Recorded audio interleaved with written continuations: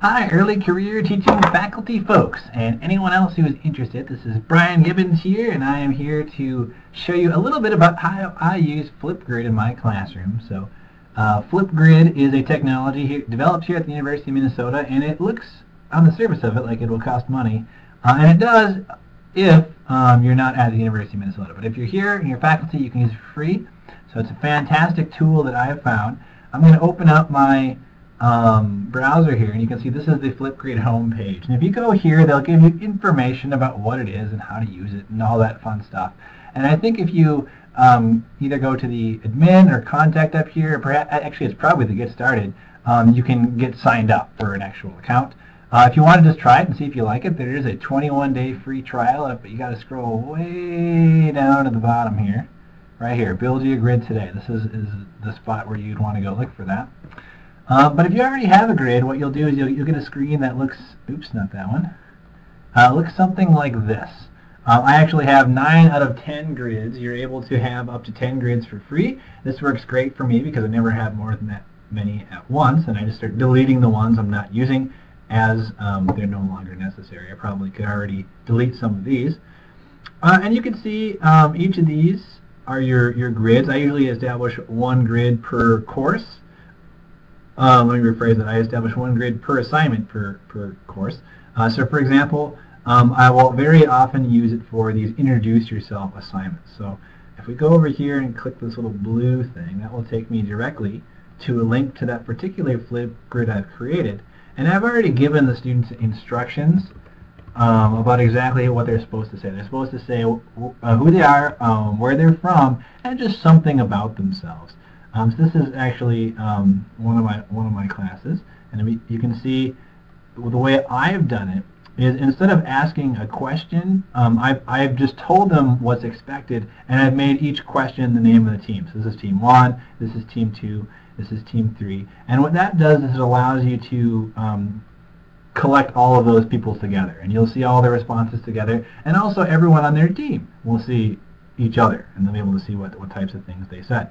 So let's just pick one of the teams here. We'll go to Team 6, and you can see students have to take a photo of themselves using their computer with wherever they are at the time, and then they take a short video about themselves. And all they do is add that. You can add your own if you want. Is just press this plus sign over here. And actually here, let's do that. Let's show you how that works. You have to agree. You have to allow your webcams. This is what I look like today. I'm kind of in my Halloween get-up. I usually try to go for the cheesiest smile you can get away with, so that looks pretty good. And if you want, you can add different colors and tones and things like that, but I don't really mess with that very often. I'm going to say looks good, and then I'm going to say begin recording, and this is going to record for the website. So it gives me a 3, 2, 1 countdown. Hey, Team 6, it's just a demo. I'm demoing FlipGrid for someone and showing them how it works. So there you have it. This is actually how you go about making a video. I'm going to hit the stop recording button.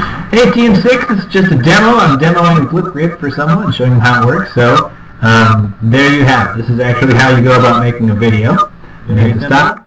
You can hit record again if you don't like that, or if you like it, you hit continue, and you enter in your name, last name, and email address if you like.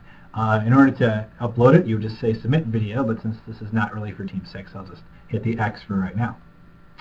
And if you want to see something about what they've said for their introduction, I'll just pick someone at random.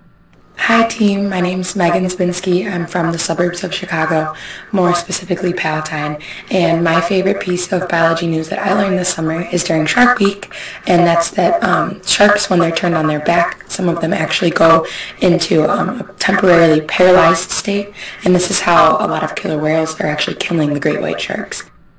Oh yeah, that's very cool. So she gave her interesting biology fact. How do I use this for memorizing student names? Well, one is that you get to actually see the name of the person whenever you mouse over them. So this is Megan, this is Sarah, this is Xana. You can easily do that. You can also hit this button up here that says randomize, and it will just put them in a random order. So if you're not sure, you can just kind of keep doing this and go, oh, is that Siri? Yep, and it is her. You can do that kind of thing. I think it's the most fantastic way ever to memorize names. And this is the class introduction assignment. The other thing you can do with it that I do a lot is to do group peer feedback. So you can ask groups to give feedback to other groups about their particular papers or whatever it is. Let's just listen to part of one of them here. I'm Vanessa Demers, and I'm giving feedback for Team 1. First off, I really like the protein you picked. We're also doing CFTR, and I like that you decided to focus in on one organ, the kidneys. That frames it in a really nice way, I think. Anyways, and she'll move on to say some negative comments as well. That's kind of the requirement, is they have to say some things they like about the paper and some things they don't like about the paper so much.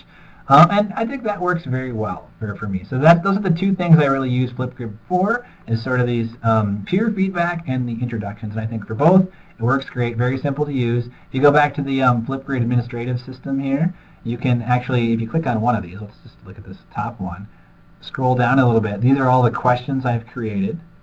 And I called the questions just after teams, team 1 through whatever. And you can easily add a new question with this add a new question button located right up here. I always have them active as soon as I start them, but if you want to, you can turn them off until you want students to be able to view them. You also can require that you have to view the student's video before it will post. I usually don't because it takes a while, but you certainly can do that if you're worried about people posting some bad video. Of course, if they do that, they have video of themselves doing it, so you'll be able to find them and get them if necessary. And if you need to, you can click on a group like, say, Team 7, and you can either email people based on what they've submitted, or you can delete their contributions. Like if they accidentally uploaded under a wrong team, or if they uploaded twice, or something was technically wrong, it's a good skill to know how to do. That's all there is. That's FlipGrid. It's very simple, very easy. I hope you enjoyed this presentation, and hopefully it will help you in your teaching.